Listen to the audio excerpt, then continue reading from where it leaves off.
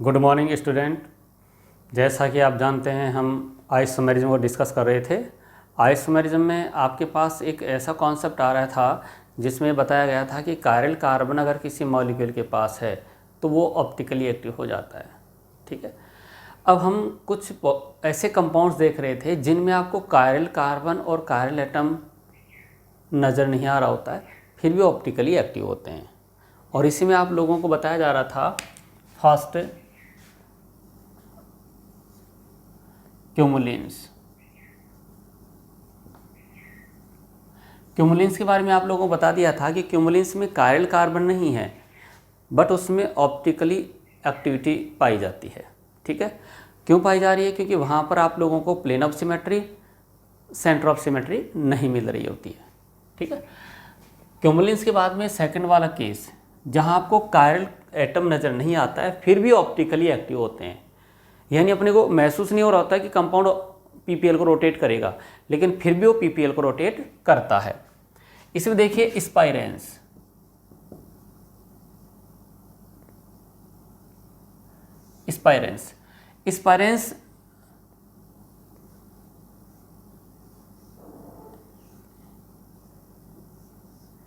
इस टाइप से बनते हैं। देखिए स्पाइरेन में क्या है, यहां आप HCl ले लीजिए, यहाँ HCl ले लीजिए आप। तो आप इसमें क्या देखेंगे कि देखो ये जीआई में बहुत अच्छे से डिस्कस हम लोगों ने कर लिया था। जीआई में डिस्कस किया था कि यहाँ जो ये दोनों वैलेंसी हैं, अगर इनको बोर्ड के प्लेन में आप मानते हैं जैसे H और Cl, तो मुझे पता है कार्बन sp3 हाइब्रिडाइज है, तो ये वाली जो वैलेंसी हैं, ये वाली जो वैलेंसीज हैं वो बोर्ड की परपेंडिकुलर होंगी, जिसमें ये आपकी तरफ नज़र आएगी, ये आपसे दूर, और ये जो कार्बन है इस पर ये वैलेंसी आपको दूर जाती हुई नज़र आएगी, तब मिक्स होगी, और ये आपकी तरफ इस तरीके से कनेक्ट हो रहा है ये। और फिर ये अगर ये यूँ आ रही है, ये दोनों सेम प्लेन में आ रहे हैं, बोर्ड के प्लेन में आ रहे हैं, ये परपेंडिकुलर हैं वैलेंसीज। ठीक है,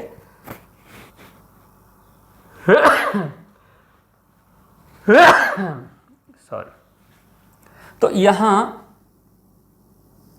ये बोर्ड के प्लेन में आ रही हैं, और जब ये बोर्ड के प्लेन में आ रही हैं तो ये परपेंडिकुलर हो जाएंगे। इनमें एक H होगा, दूसरा Cl होगा। तो हम क्या देख रहे हैं, हम ये देख रहे हैं कि ये दो वैलेंसीज हैं वो बोर्ड के प्लेन में है, तो ये बोर्ड के परपेंडिकुलर है, इस टाइप से हो रही है।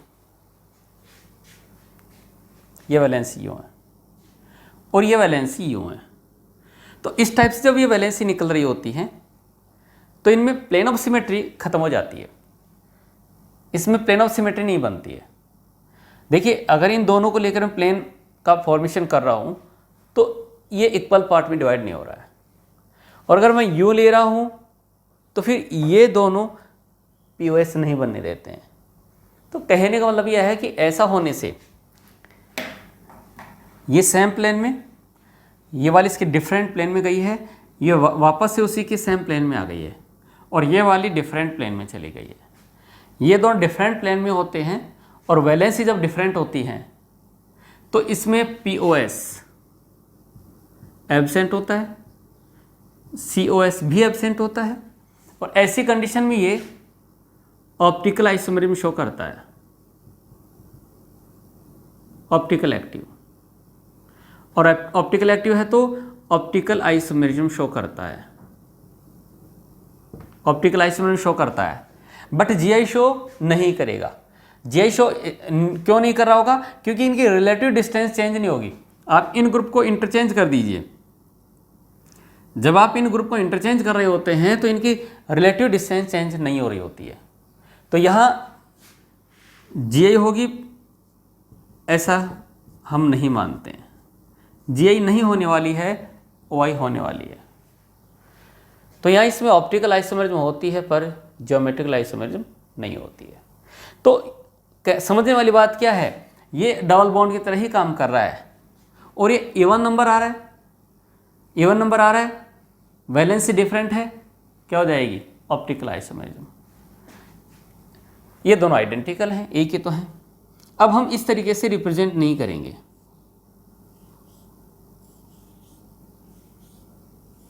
ये देखिए, अब ये HCl,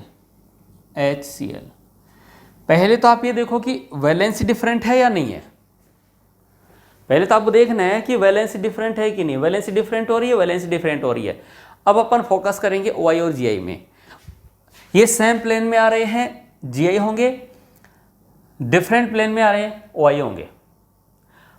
stereo isomerism means optical geometrical isomerism के लिए आप लोगों को ये पता होना चाहिए कि वैलेंसीज डिफरेंट होनी चाहिए।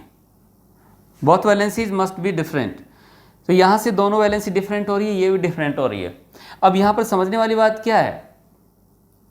समझने वाली बात यह है कि ये सेम प्लेन में, ये इसके डिफरेंट प्लेन में, ये इसके सेम प्लेन में आ गया, ये डिफरेंट प्लेन में, और ये वापस से same plane.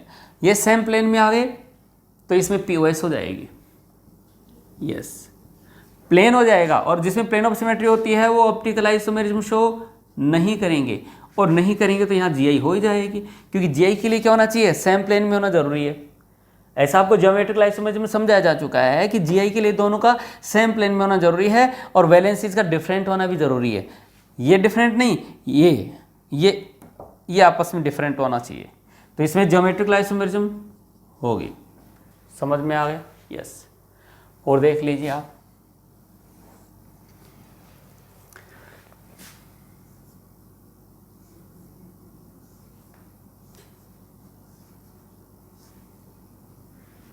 Cl Br CS3 Br,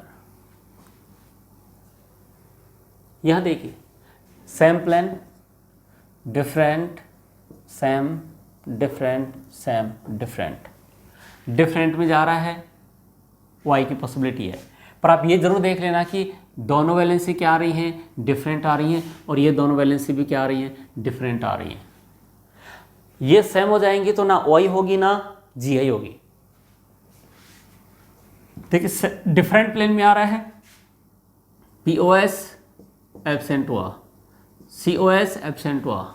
yes, POS absent, COS absent. जब दोनों एब्सेंट तो ऑप्टिकल आइसोमेरिज्म शो करेगा। यस, बट GI नहीं करेगा, GI नहीं करेगा। समझ गए बात को? यस। इसके बाद देखिए,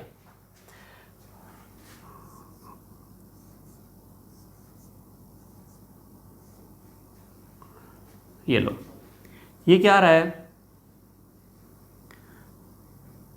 CS3H, यहाँ Br और यहाँ भी Br। अब देखिए ये वैलेंसी डिफरेंट है और ये वाले डिफरेंट है। प्लेन की बात करें तो same plane, different plane, same plane, different, और ये सेम प्लेन, वापस से सेम प्लेन में आ गया। Same, different, same, different, same. Same plane में आ गया तो प्लेन ऑफ सिमेट्री हो जाएगी, ऑप्टिकल आइसोमेरिज्म नहीं होगी। बट इसमें ज्योमेट्रिकल आइसोमेरिज्म भी नहीं होगी, क्योंकि GI हो चाहे OI हो, दोनों वैलेंसी क्या होनी चाहिए? डिफरेंट होनी चाहिए।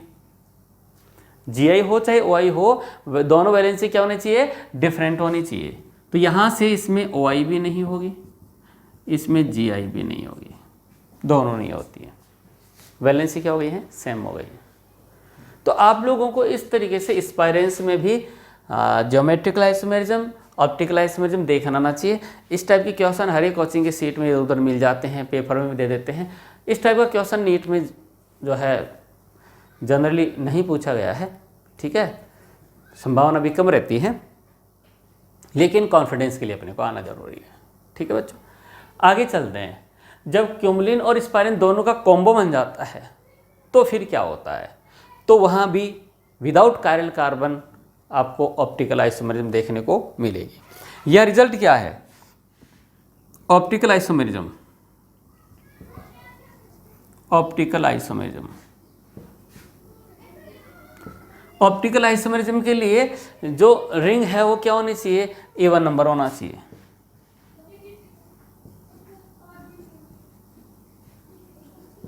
E1 नंबर होना चाहिए ये। और ज्योमेट्रिकल आइसोमेरिज्म के लिए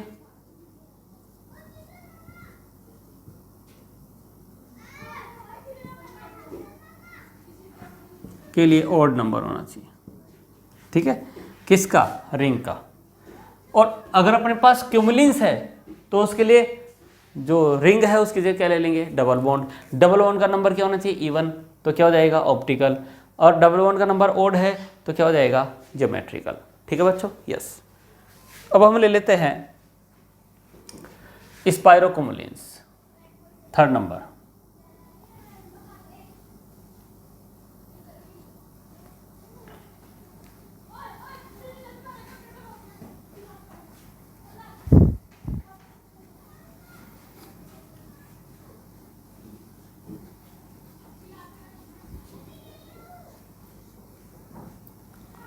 इसको यहाँ से हटा देते हैं। स्पाइरोक्यूमुलेंस देखना अपने को, जिसमें आपको कायरल कार्बन नज़र नहीं आएगा, पर आपको वाई नज़र आएगी।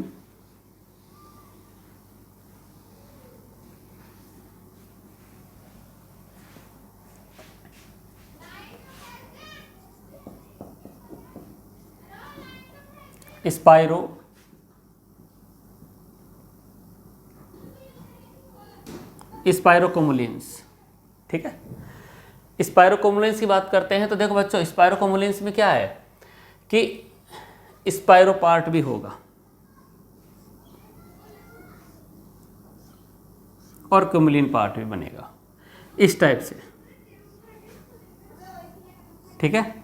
अब यहाँ पर देखिए, ये आपके पास क्या है, H और ये Cl, या कोई वैलेंसी हो सकती है, HCl हो सकती है। इसमें क्या कहेंगे आप, ये सेम प्लेन में है दोनों, तो इसके परपेंडिकुलर जाएगा, इसके डिफरेंट प्लेन में, वापस से पाई बॉन्ड सेम प्लेन में आएगा और ये वाला इसके डिफरेंट प्लेन में चला जाएगा। जब ये एक दूसरे के प्लेन में नहीं आ रहे हैं तो इसमें POS एब्सेंट हो जाएगी। जब एक दूसरे के प्लेन में नहीं आ रहे हैं तो POS क्या हो जाएगी, एब्सेंट हो जाएगी। साथ में COS भी एब्सेंट हो जाएगी, ये दोनों एब्सेंट हो जाएंगे।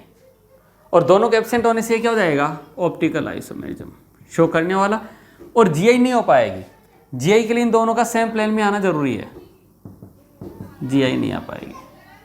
समझे मेरी बात को, इसमें GI नहीं हो पाएगी। और देखिए आप,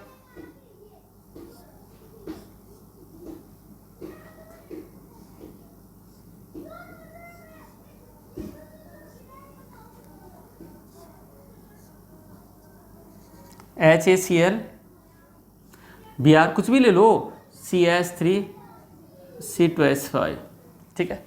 अब क्या देखेंगे, ये दोनों सेम प्लेन में आ रही हैं, ये इसके डिफरेंट प्लेन में गई, वापस से सेम प्लेन में आ गई, ये डिफरेंट प्लेन में, और ये आ गई सेम प्लेन में। जब ये सेम प्लेन में आ रही है तो इसमें प्लेन ऑफ सिमेट्री है। जब सेम प्लेन में आ रही है, प्लेन ऑफ सिमेट्री है, प्लेन ऑफ सिमेट्री है, POS है, ऑप्टिकल आइसोमेरिज्म नहीं होगी। तो इसमें कहूँगा OI नहीं होगी। और OI नहीं होगी तो अब देखिए, ये सेम प्लेन में है, ठीक है, तो जब ये सेम साइड होंगे एक आइसोमर बनेगा, जब ये अपोजिट जाएंगे तो दूसरा आइसोमर बनेगा। मतलब यहाँ ज्योमेट्रिकल आइसोमेरिज्म आपको मिलेगी। ये अपने समझ में आ गया। इसमें और भी एग्जाम्पल ले सकते हैं आप लोग, देखो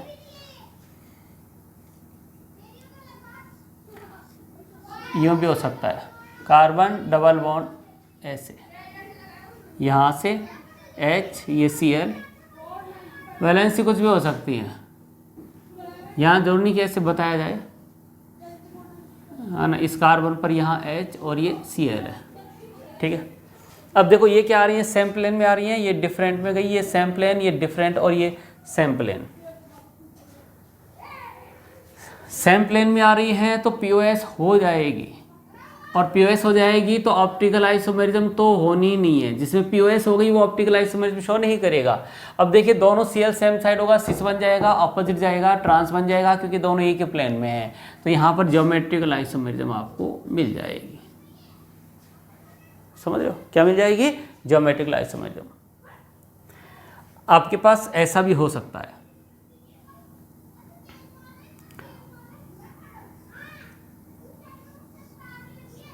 डबल बॉन्ड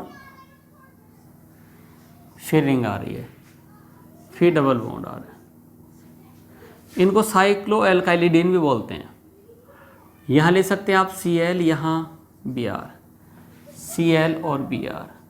आप देखेंगे ये दोनों सेम प्लेन में आ रही हैं, ये इसके डिफरेंट प्लेन में चली गई, ये सेम प्लेन में, ये डिफरेंट में, ये सेम प्लेन और ये आ गया डिफरेंट प्लेन में।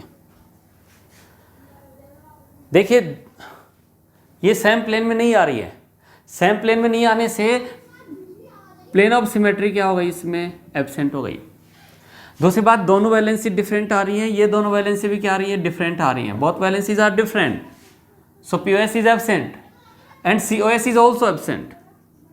यस, दोनों एब्सेंट है, दोनों एब्सेंट तो क्या हो जाएगा, ऑप्टिकली एक्टिव होगा और ये ऑप्टिकल आइसोमेरिज्म शो करेगा, ऑप्टिकल आइसोमेरिज्म शो करेगा। देखिए इसमें दोनों डिफरेंट प्लेन में जा रहे हैं तो इसमें GI नहीं होगी, GI नहीं होगी, बस में GI नहीं हो पाएगी। तो आप इस तरीके से देख सकते हैं कि जो स्पायरोकोमोलिन्स हैं उनमें भी ऑप्टिकल आइसोमेरिज्म मिलती है। ऑप्टिकल आइसोमेरिज्म के लिए क्या कंडीशन है इनमें, कि दोनों टर्मिनल वाली जो वैलेंसीज हैं वो डिफरेंट होनी चाहिए। पहली बात तो ये आपस में डिफरेंट होना चाहिए, ये आपस में डिफरेंट हो, ठीक है। उसके बाद उसमें वो वैलेंसीज परपेंडिकुलर आनी चाहिए, सेम प्लेन में नहीं आनी चाहिए। सेम प्लेन में आएंगी GI होंगी, परपेंडिकुलर आएंगी OI हो जाएगी, ठीक है। ऐसा होने से यहाँ POS COS एब्सेंट हो जाता है, ठीक है। ये था। इनसे ज़्यादा कॉन्सेप्चुअल और अच्छे वाला क्वेश्चन जो वास्तव में NCERT पूछने की हकदार होती है वो है ऑर्थो टेट्रा सब्स्टिट्यूटेड बाइफिनाइल, ठीक है। ये था स्पायरोकोमोलिन्स में। स्पायरोकोमोलिन्स में ऑप्टिकली आइसोमेरिज्म देख लिया आपने, स्पायरिन में ऑप्टिकल आइसोमेरिज्म देख लिया, कोमोलिन्स में देख लिया। ये वो केस है जहाँ कायरल कार्बन नहीं है, कायरल कार्बन, ठीक है, कायरल कार्बन नहीं है फिर भी वो शो कर देते हैं क्या, जो ऑप्टिकल आइसोमेरिज्म, ज्योमेट्रिकल आइसोमेरिज्म, ये सब, ठीक है। यस,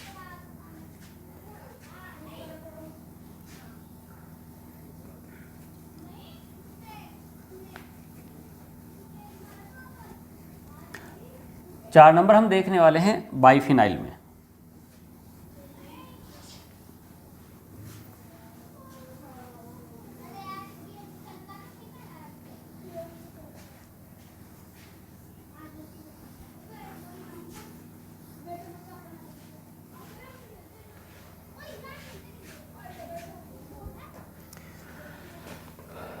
यहां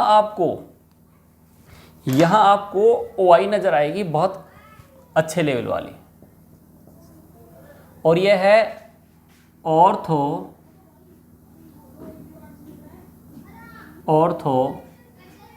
टेट्रा सब्स्टिट्यूटेड बाइफिनाइल, ठीक है।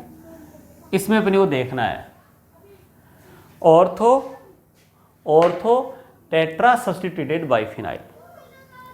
सबसे पहले अपन बाइफिनाइल के बारे में देखेंगे, ठीक है। किसके बारे में देखेंगे, बाइफिनाइल, ठीक। देखिए बाइफिनाइल क्या है,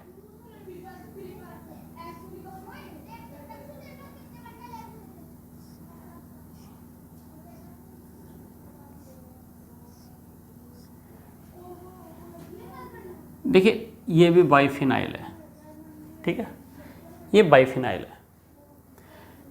इस बाइफिनाइल में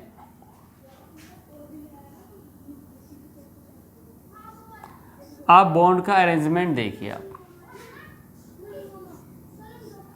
इसमें यहाँ डबल बॉन्ड है, यहाँ सिंगल बॉन्ड होगा, सिंगल डबल सिंगल डबल, ठीक है। ये बेंजीनिंग बन गई, यहाँ डबल सिंगल डबल सिंगल, इस टाइप से बनता है, ठीक है। अब आप यहाँ क्या देख रहे होंगे, आप यहाँ देख रहे होंगे कि देखिए ये इलेक्ट्रॉन, ये पाई इलेक्ट्रॉन इस रिंग के साथ या इस पाई बॉन्ड के साथ कॉन्जुगेशन में है। ये वाले इलेक्ट्रॉन यहाँ आ सकते हैं और ये वाले इलेक्ट्रॉन यहाँ जा सकते हैं, ये इलेक्ट्रॉन यहाँ आ जाएंगे, नहीं आया समझ। तो कुल मिला के ये जो इलेक्ट्रॉन है ये यहाँ आगे शिफ्ट हो जाएगा, ये वाला यहाँ शिफ्ट हो जाएगा। कुल मिला के कहानी ये है कि ये एक दूसरे के कॉन्जुगेशन में है। क्या है? एक दूसरे के कॉन्जुगेशन में है।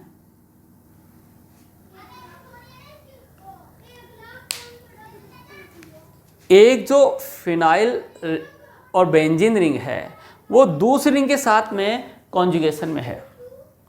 ये बात आपकी समझ में आ जानी चाहिए, ठीक है। एक वाली जो बेंजीन रिंग है वो दूसरे वाली की क्या है भाई? कॉन्जुगेशन में है। कॉन्जुगेशन में क्यों है? क्योंकि यहाँ का जो पाई इलेक्ट्रॉन है उस पाई इलेक्ट्रॉन के साथ में रेजोनेंस कर रहा होता है। या रेजोनेंस कर रहा है तो इस रिंग के इलेक्ट्रॉन उस रिंग की तरफ जा सकते हैं, इस वाली की इसकी तरफ आ सकते हैं, और यहाँ डबल बॉन्ड कैरेक्टर इंक्रीज हो जाता है। ये तभी पॉसिबल है जब दोनों रिंग एक प्लेन में होंगी। जब दोनों रिंग एक प्लेन में होंगी तब ये पॉसिबिलिटी है। यहां वाला जो पी ऑर्बिटल है वो ऐसे होगा, इसका पी ऑर्बिटल ऐसे होगा, जब ये एक ही प्लेन में होंगी। और उसी कंडीशन में इसके इलेक्ट्रॉन उसमें जा पाएंगे। इसके इलेक्ट्रॉन उस रिंग में जा पाए, इसके लिए दोनों रिंग का एक प्लेन में होना जरूरी है। बात समझ में आ गई? और ये रिंग, इस रिंग में इलेक्ट्रॉनों का देखिए रेजोनेंस होने की वजह से एनर्जी रिलीज होती है, इसके पास स्टेबिलिटी आती है। पर ये वाली रिंग एक दूसरे के परपेंडिकुलर हो गई, परपेंडिकुलर हो गई तो भैया ये इसका अनहाइब्रिड पी ऑर्बिटल ऐसे होगा और उस वाली रिंग का ऐसे हो जाएगा। जब ये परपेंडिकुलर होंगी तो, और उस कंडीशन में इस रिंग के इलेक्ट्रॉन उसमें नहीं जाएंगे और उसके इलेक्ट्रॉन इसमें नहीं आएंगे। समझ रहे मेरी बात को? इसके इलेक्ट्रॉन अगर ये परपेंडिकुलर हो गई हैं तो इसके इलेक्ट्रॉन उसमें नहीं जाएंगे और इसके इलेक्ट्रॉन उसमें नहीं आएंगे। उस कंडीशन में इलेक्ट्रॉन का डीलोकलाइजेशन गिर गया है। डीलोकलाइजेशन गिर गया है तो स्टेबिलिटी भी गिर गई है। तो कहने का मतलब ये है कि आप लोग ये हमेशा ध्यान रखो, बाइफिनाइल है तो दोनों रिंग सेम प्लेन में रहेंगी यानी प्लेनर होंगी। ठीक है, दोनों रिंग प्लेनर होंगी और सेम प्लेन में रहेंगी। सेम प्लेन में होने से क्या होता है, इलेक्ट्रॉन का डीलोकलाइजेशन इंक्रीज हो जाता है और स्टेबिलिटी आ जाती है। तो ये जो बाइफिनाइल है वो क्या है, एक तरीके से प्लेनर मॉलिक्यूल है, एक ही प्लेन में रहना पसंद करता है। तो मैं इसको दोबारा आपको थोड़ा सा स्पेस मैनेज करने के लिए आपको बता देता हूं कि जो बाइफिनाइल है वो क्या है, प्लेनर मॉलिक्यूल है, वो एक प्लेन में रहना पसंद करता है। ये देखो आप,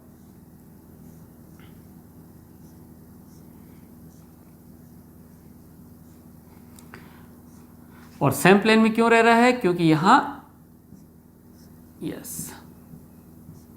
ये प्लेनर मॉलिक्यूल है, एक प्लेन में। ठीक है, अब देखिए ऑर्थो टेट्रा सब्स्टिट्यूटेड बाइफिनाइल, यहां जो ऑर्थो पोजीशन है उन पर सब्स्टिट्यूटेंट आ जाए, कितना आ जाए, टेट्रा सब्स्टिट्यूटेड बाइफिनाइल। तो उस कंडीशन में क्या होगा, एक छोटा सा एग्जांपल लेकर बताता हूं आप लोगों को।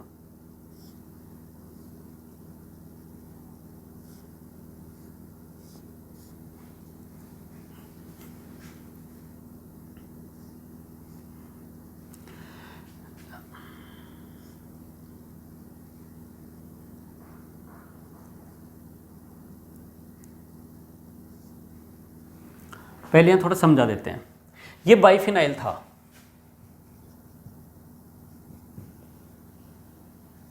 ठीक है। अब इसमें क्या हुआ कि यहां पर कोई ग्रुप जी आ गया, यहां भी कोई ग्रुप जी आ गया, यहां जी आ गया और यहां जी आ गया। अब इनमें क्या होगा, रिपल्सन होगा। यहां बना देते हैं,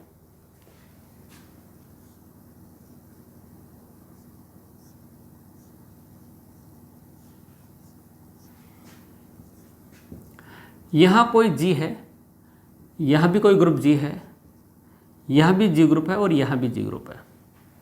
तो ऐसा होने से क्या होगा, देखिए ये मेरे पास एक बेंजीन रिंग है, अब मानना पड़ेगा यूं यूं यूं, ये 6 कार्बन हो गए। समझ रहे मेरी बात को, 2 3 4 5 6, ठीक है, 2 कार्बन 3 4 5 6 और ये से मिक्स, ये हो गया। ऐसी दूसरी वाली रिंग है,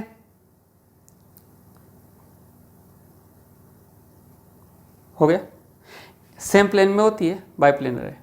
अब होता क्या, यहाँ पर कोई ग्रुप निकल रहा है, इसमें यहाँ पर कोई ग्रुप निकल रहा है, तो दोनों ग्रुप क्या पास में आ गए। जब यो रिंग है, इसका ऑर्थो पर जो ग्रुप निकलेगा वो यूं ही तो आएगा, इसके ऑर्थो पर ग्रुप निकलेगा तो यूं ही आएगा। नहीं आया समझ में? समझने वाली बात यहीं से है। ये वाला ग्रुप यहाँ से निकलेगा, ये ग्रुप यहाँ से, दोनों में क्या हुआ, रिपल्सन हुआ। यहाँ भी ग्रुप है तो इनमें भी रिपल्सन हो गया। तो अब ये चाहते हैं कि रिपल्सन को मिनिमाइज किया जाए। रिपल्सन होने की वजह से स्टेबिलिटी डिक्रीज हो रही है, तो स्टेबिलिटी को गेन करने के लिए ये इस क्राउडिंग को, इस रिपल्सन को कम करने की कोशिश करते हैं। और कम करने की कोशिश करने के लिए ये क्या करते हैं, एक दूसरे के परपेंडिकुलर आ जाते हैं। सेम प्लेन में रहते हैं तो ऑर्थो पर क्या हो गया, क्राउडिंग हो गया। ऑर्थो वाला एक दूसरे को रिपेल करेगा, उससे बचने के लिए ये परपेंडिकुलर आ जाते हैं। ये नुकसान जरूर हुआ है कि भाई रेजोनेंस खत्म हो गया, लेकिन रेजोनेंस से जो स्टेबिलिटी आने वाली थी जब सेम प्लेन में थे, और रेजोनेंस से जो स्टेबिलिटी आने वाली थी, जो रेजोनेंस से स्टेबिलिटी आनी थी, उससे ज्यादा इस क्राउडिंग ने स्टेबिलिटी को डिक्रीज कर दिया। तो क्राउडिंग इंक्रीज होने से स्टेबिलिटी डिक्रीज हो गई। तो ये जो ऑर्थो टेट्रा सब्स्टिट्यूटेड बाइफिनाइल है, वो क्या सोचता है, वो सोचता है कि इस रिपल्सन को मिनिमाइज करो, और मिनिमाइज करने के लिए वो एक दूसरे के परपेंडिकुलर चले जाते हैं। परपेंडिकुलर जाने से रेजोनेंस तो खत्म हुआ है दोनों रिंग का आपस का, इस रिंग में रेजोनेंस है, इसमें भी है, पर एक दूसरे का रेजोनेंस खत्म हुआ है। रेजोनेंस भले खत्म हुआ हो, लेकिन जो क्राउडिंग है वो खत्म हो गई है। जो स्टेरिक हिंड्रेंस अप्लाई हो रहा था वो खत्म हो गया है। उसके खत्म होने से जो स्टेबिलिटी जा रही थी वो वापस आ गई है, वापस मॉलिक्यूल के पास स्टेबिलिटी आ गई है। तो ऑर्थो टेट्रा सब्स्टिट्यूटेड जो बाइफिनाइल होता है, उसमें रिपल्सन को मिनिमाइज करने के लिए दोनों रिंग एक दूसरे के परपेंडिकुलर आ जाते हैं। ये वाली बात ध्यान रखना। एक बात और बता देता हूं, यहां पर ऑर्थो टेट्रा सब्स्टिट्यूटेड नहीं है। उस कंडीशन में ये सेम प्लेन में रहना पसंद करेंगे। देखो कैसे, ये बाइफिनाइल है, ये क्या है, ऑर्थो, ये लो, ये वही है, समझ में आ गया। तो इस कंडीशन में क्या रहेगा, ये परपेंडिकुलर रहेंगे। एक बात और है अच्छी वाली, ये वाली रिंग है, ठीक है, और यहां भी कोई जी ग्रुप है और यहां भी कोई जी ग्रुप है, ठीक है। तो हम ये क्या सोचेंगे कि साहब इस तरीके से, यहां कोई जी ग्रुप है, यहां भी जी है, तो हम क्या सोचेंगे, सेम प्लेन में रहना पसंद नहीं करेंगे। क्यों? क्योंकि क्राउडिंग आ रही है। लेकिन ऐसा नहीं है, ये फिर भी सेम प्लेन में रहेंगे। कैसे रहेंगे, ये वाले जो ग्रुप पास में आ रहे थे, इस सिग्मा बॉन्ड के रेस्पेक्ट में ये रोटेट होकर यूं हो जाते हैं। अब दोनों रिंग सेम प्लेन में, इसका जी ग्रुप इधर है और इस वाले का जी ग्रुप इधर है। आपको भले यूं बताया जाता है मॉलिक्यूल में, पर रियल में ये मॉलिक्यूल कैसे एग्जिस्ट करेगा, ये मॉलिक्यूल ऐसे एग्जिस्ट करेगा, इस टाइप से कि यहां जी ये है तो यहां जी रहेगा, और यहां जी के रहने से ये दोनों सेम प्लेन में रह गई हैं। उससे क्या होगा, जो क्राउडिंग थी वो भी कम हो गई, साथ में यहां जो रेजोनेंस था वो भी अप्लाई हो गया है। रेजोनेंस से स्टेबिलिटी आ गई, क्राउडिंग भी कम हो गया है। समझ गए मेरी बात को? तो आप लोगों को ये बाइफिनाइल की जो कहानी है वो समझ में आ जानी चाहिए। बाइफिनाइल में दोनों रिंग सेम प्लेन में रहेंगी due to the presence of conjugation of pi electrons.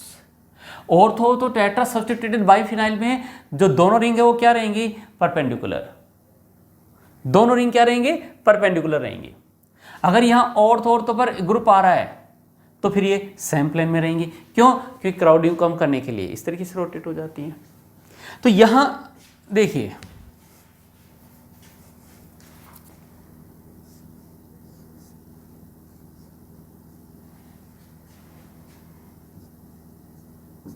ये वाली है, इस पर यहां क्लोरीन ग्रुप है और यहां CH3 है। यह दूसरी वाली फिनाइल रिंग है।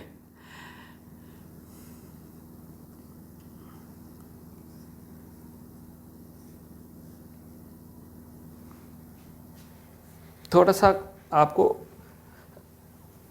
विजुलाइज करवाएंगे तो 3D के हिसाब से थोड़ा सेट करते हैं मामले को। ये बोर्ड के प्लेन में लेंगे, यस, ये बोर्ड के प्लेन में है, ठीक है, और ये बोर्ड के परपेंडिकुलर है।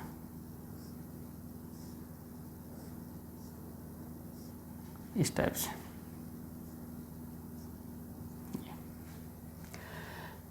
ऐसा, ये देखिए, ये जो रिंग है ना वो बोर्ड के प्लेन में है, और ये वाली कैसे है, परपेंडिकुलर।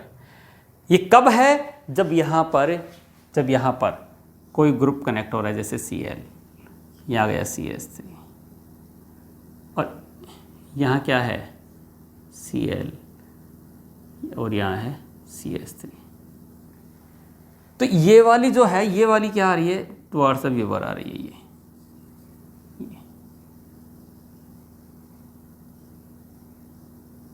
समझिए, यस, ऐसा हो गया। ये बात को समझना।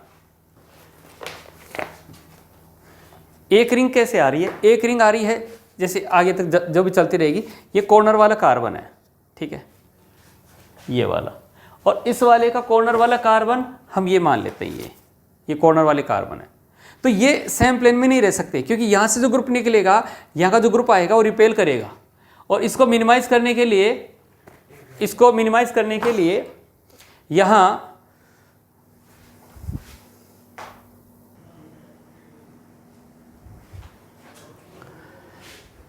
सॉरी फॉर डिस्टर्बेंस बच्चों, यहाँ देखिए थोड़ा सा डिस्टर्बेंस हो गया था, वापस आ जाइए आप। ये आपको बताया था कि ये बोर्ड के प्लेन में है, और ये परपेंडिकुलर यूँ है, ये देखिए, ये बोर्ड के प्लेन में है, ठीक है, और ये जो है वो परपेंडिकुलर इस तरीके से, अब वो दिखेगा नहीं, खैर, ये यूँ है, यूँ, और ये वाली जो है ना, ये इस टाइप से है, यूँ है, ठीक है, ये रिंग यूँ है, और वो वाली कैसे, यूँ है, ऐसे। तो होता क्या है, जब ये परपेंडिकुलर इस तरीके से यूँ है, इस तरीके से है, ठीक है, जब इस टाइप से है तो यहाँ ये वाला ग्रुप निकलेगा और ये वाला ग्रुप निकलेगा, ये ग्रुप यहाँ निकल गया, ये ग्रुप यहाँ निकल गया है, तो यहाँ से तो एक प्लेन बन गया, यहाँ से POS बन गई। लेकिन ये वाली रिंग ऐसे है, तो यहाँ ग्रुप जो भी है CH3 है, यहाँ Cl है, तो यहाँ से जब प्लेन आप पास कर देंगे तो ये POS नहीं होगा।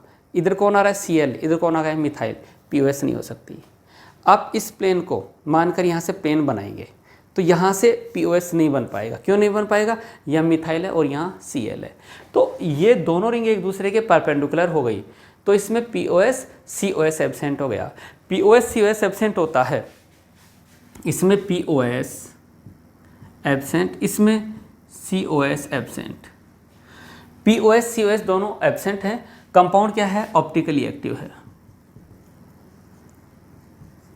कंपाउंड है ऑप्टिकली एक्टिव है, ये PPL को रोटेट करता है, और इसका जो मिरर इमेज बनेगा, वो इसका एनेंशियोमर होगा, और वो इस पर ओवरलैप नहीं होगा। तो इस तरीके से यहाँ पर हम क्या देखते हैं, ऑर्थो टेट्रा सब्स्टिट्यूटेड बाइफिनाइल में बल्कि ग्रुप है, दोनों रिंग परपेंडिकुलर जाएंगी और वो ऑप्टिकली एक्टिव हो जाएगा। ध्यान रखना, ये दोनों ग्रुप डिफरेंट होना चाहिए, और ये दोनों ग्रुप क्या होना चाहिए, डिफरेंट होना चाहिए। इनमें से कोई भी दो सेम हो गए, ये और ये वाला सेम हो गया, तो फिर इसमें POS हो जाएगी, और POS हो गई तो फिर ये ऑप्टिकली इनएक्टिव हो जाएगा। क्यों हो जाएगा, जैसे मान लीजिए यहाँ पर Cl है और यहाँ भी Cl है, ये एक बेंजीन रिंग है जिसमें यहाँ भी Cl है और यहाँ भी Cl है, यहाँ दूसरी वाली रिंग है, ठीक है, इसमें जो भी ग्रुप रहे होंगे तो यहाँ से POS बन गई है।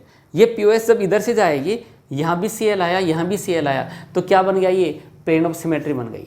अगर ये वाला ग्रुप डिफरेंट है इससे, both group are different, then POS is present. यहाँ से POS बन जाएगी, दोनों वैलेंसी सेम आ गई। तो यहाँ पर ये वैलेंसी डिफरेंट होनी चाहिए और ये वाली वैलेंसी भी डिफरेंट होनी चाहिए। इनमें से भी कोई दो वैलेंसी सेम हो गई तो फिर ऑप्टिकली इनएक्टिव हो जाएगा, ठीक है। तो इन बातों को समझने के बाद अपने को क्वेश्चन सॉल्व कराना चाहिए। क्वेश्चन ये है कि आपको ऑप्टिकली एक्टिव कंपाउंड आइडेंटिफाई करना आना चाहिए। ठीक है, ऑप्टिकली एक्टिव होने के लिए क्या ज़रूरी है? दोनों ग्रुप डिफरेंट और ये बल्कि होना चाहिए ऐसी कंडीशन में, और ऑर्थो पोजीशन पर ही होना चाहिए। यस, तो अब एक क्वेश्चन लेते हैं और उसको सॉल्व करते हैं। जो अपने पढ़ा है उसी कॉन्सेप्ट को अप्लाई करेंगे। बाइफिनाइल का केस जो है थोड़ा सा इम्पोर्टेंट है समझने के हिसाब से भी और एग्जाम के हिसाब से भी। ठीक है, question, which of the following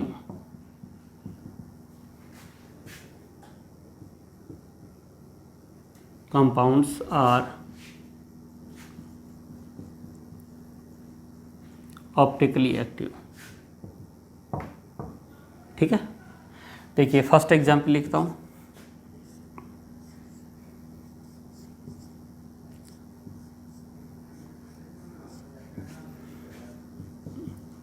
CH3H, ठीक है, आप इन पर गौर करिए, फिर मैं बताऊंगा कौन सा ऑप्टिकली एक्टिव है कौन सा इनएक्टिव है।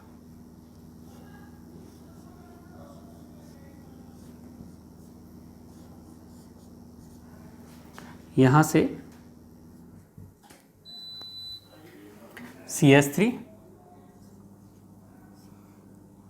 यहाँ C2H5,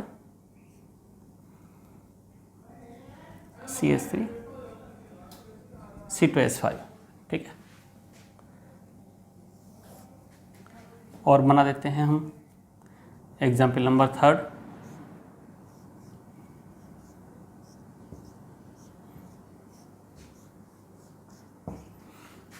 यहाँ CH3 है, यहाँ CH3 है, Cl है, Br है, ठीक है, और केस बना देते हैं। आपको ये देखना है कि कौन सा कंपाउंड ऑप्टिकली एक्टिव है। यहाँ Cl है, Br है, मिथाइल है, और यहाँ मैंने कोई भी एक ग्रुप और कनेक्ट कर दिया CH3, ठीक है।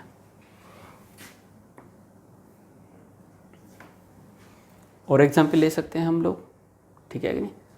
यस,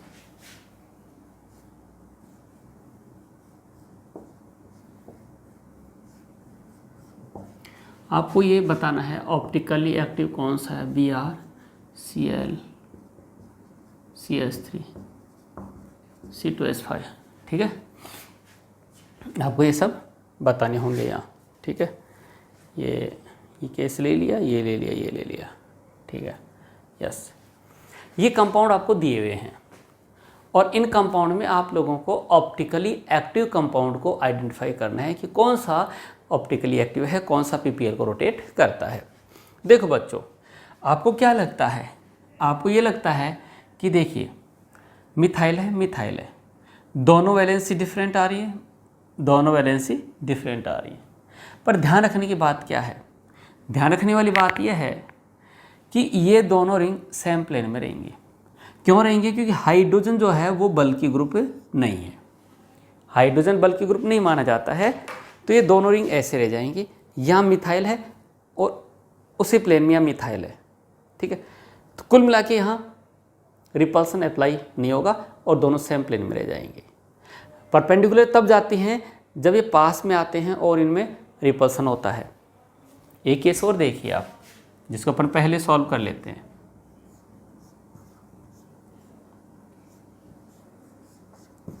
देखिए यहाँ मिथाइल, यहाँ H और यहाँ H। अब क्या है, आपको ऐसे लग रहा है कि भाई दोनों मिथाइल पास में आ रहे हैं तो परपेंडिकुलर हो जाएंगे। नहीं, दोनों मिथाइल पास में है तो ये रिंग रोटेट होके और यूँ हो जाएगी। इसका मिथाइल यूँ हो जाएगा, इसका मिथाइल यूँ हो जाएगा, ठीक है, ऐसे हो जाएगी। इसका मिथाइल यूँ, इसका मिथाइल यूँ, यानी इस टाइप से हो जाएगी, इस टाइप से, और इस टाइप से हो जाएगी। तो इसमें दोनों सेम प्लेन में आ गई, सेम प्लेन में आ गई तो सेम प्लेन ऑफ सिमेट्री हो जाएगी, और जिस कंपाउंड में प्लेन ऑफ सिमेट्री है वो ऑप्टिकली इनएक्टिव होता है। तो इस तरीके से ये क्या है, optically inactive, optically inactive. Yes, इसमें देखो आप, देखिए दोनों वैलेंसी डिफरेंट आ रही है, ये दोनों वैलेंसी डिफरेंट आ रही है, ये बल्कि हैं, परपेंडिकुलर हो जाएंगी, परपेंडिकुलर होने से पीओएस सीओएस एब्सेंट हो जाएगी और ये हो जाएगा ऑप्टिकली एक्टिव, एक्टिव। ठीक है, इसमें देखो हुआ क्या, दोनों रिंग परपेंडिकुलर तो होंगी, ये बल्कि है, ये बल्कि है, बल्कि ग्रुप है, बड़ा ग्रुप है, रिपल्सन होगा, स्टेरिक हिंड्रेंस को मिनिमाइज करने के लिए परपेंडिकुलर जाएंगी, परपेंडिकुलर तो चली गई, लेकिन देखो इसका मिथाइल यूँ है, इसका मिथाइल यूँ है, ये दोनों मिथाइल या तो यू मान लो या यू मान लीजिए, मैंने यू मान लिया, ये मिथाइल है, ये मिथाइल है, तो इस रिंग से होते हुए ये पीओएस हो जाएगी, और पीओएस होने की वजह से ये ऑप्टिकली इनएक्टिव होगा।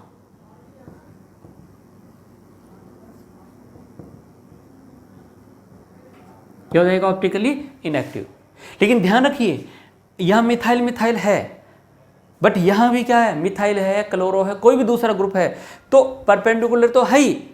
अब जो इस रिंग से होके प्लेन जा रहा था, इस रिंग से होके जो प्लेन जा रहा था वो इसको यहाँ से बाइसेक्ट करता हुआ जाएगा, बाइसेक्ट करता हुआ जाएगा, तो इसमें यहाँ मिथाइल या मिथाइल, लेकिन इसमें इधर मिथाइल नहीं है, मतलब इस रिंग के बीच में से होकर जाएगा, इसको बाइसेक्ट करता हुआ जाएगा, तो बाइसेक्ट करता हुआ जाएगा, तो देखिए आप इधर मिथाइल आया, इधर मिथाइल आया, लेकिन यहाँ मिथाइल नहीं आया, तो इसमें पीओएस एब्सेंट हो जाएगी और ये ऑप्टिकली एक्टिव हो जाएगा। ये ध्यान रखना, आपकी नोट्स में गलत लिखा हो सकता है,